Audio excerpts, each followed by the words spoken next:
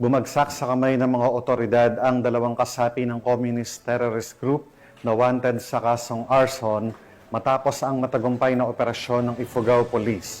Ang balita mula kay Patrolwoman Grace Kibiaen.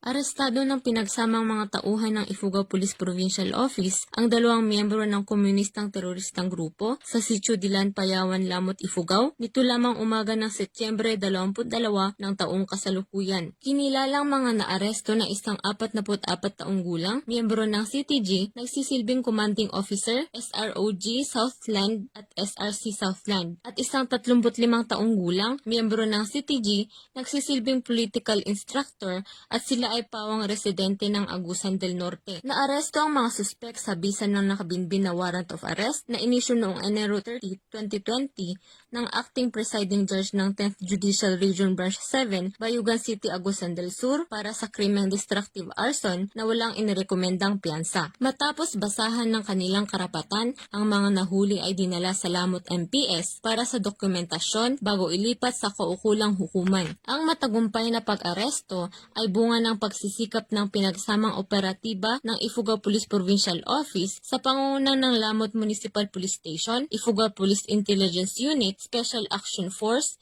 Philippine Army at iba pang mga ahensya ng gobyerno. Pinuri naman ni Police Colonel Jeremes G. Uyawon, Provincial Director ng Ifugao PPO, ang matagumpay na pag-aresto sa dalawang suspek at nangakong hindi titigil ang pulisya ng Ifugao upang mahuli ang iba pang mga lumabag sa batas.